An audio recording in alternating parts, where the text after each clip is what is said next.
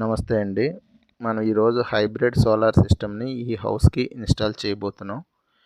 ఈ installation process ఎలా ఉంటుంది, ఏంటి? మీరెవరైనా ఇటువంటి సోలార్ ఇన్‌స్టాలేషన్ చేయించుకోవాలంటే ప్రాసెస్ ఏంటన్నది మీకు ఈ వీడియోలో స్టెప్ బై స్టెప్ మొత్తం క్లియర్‌గా ఉంటుందండి.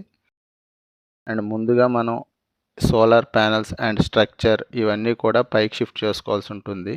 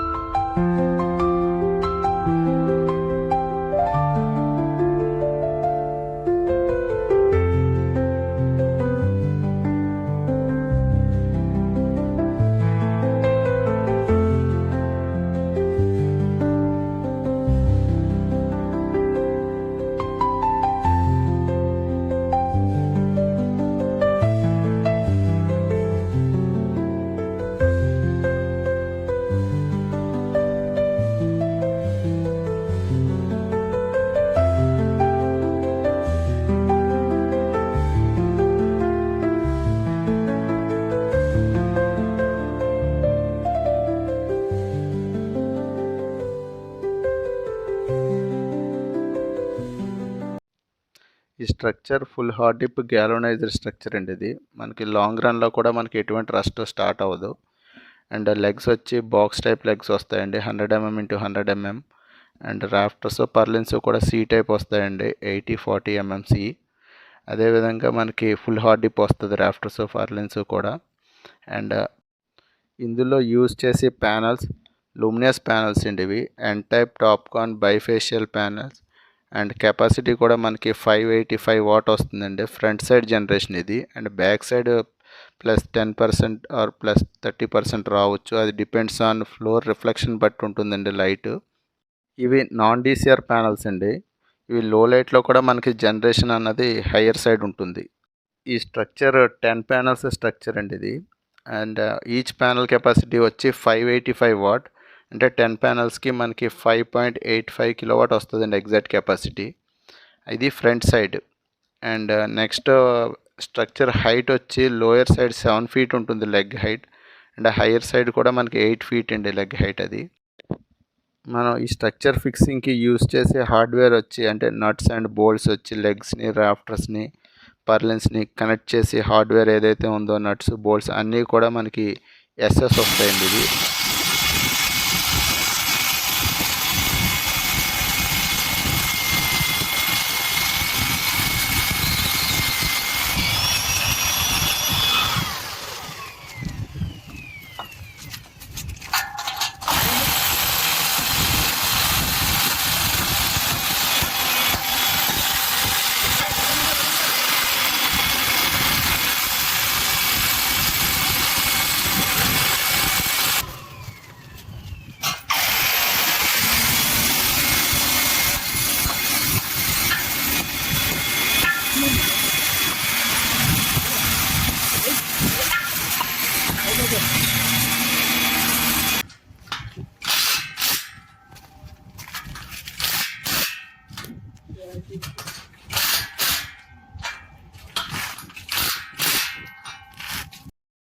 ఈ విధంగా స్లాబ్కి మనం డ్రిల్ వేస్తామండి.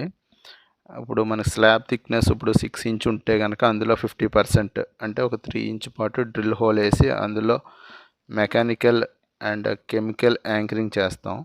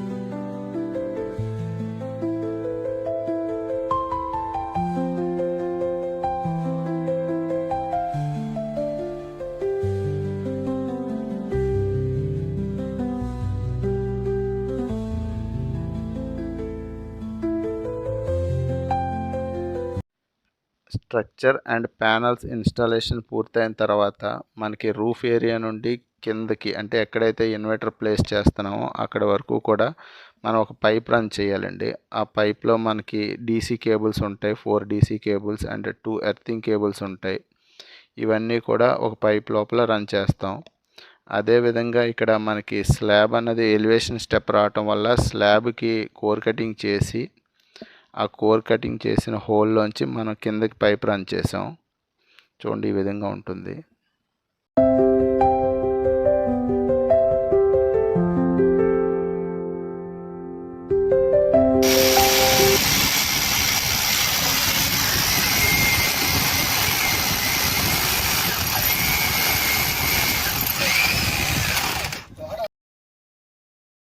ఇది రూఫ్ పై నుంచి వచ్చిన పైప్ అండి ఇది. ఇందులో మనకి డీసీ కేబుల్స్ అనేవి ఇన్వర్టర్ రూమ్కి వెళ్తాయి.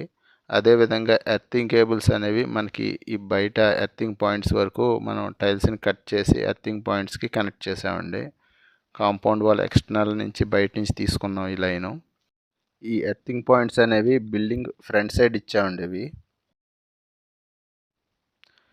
ఇది హైబ్రిడ్ ఇన్వర్టర్ అండి. ఇది బ్రాండ్ వచ్చి డై అండ్ దీని కెపాసిటీ కూడా 5.5 కిలోవాట్ అండ్ దీని వాల్ మౌంట్ ఫిక్స్ చేసామండి. ఈ డీటెయిల్స్ అన్నీ కూడా చూడవచ్చు.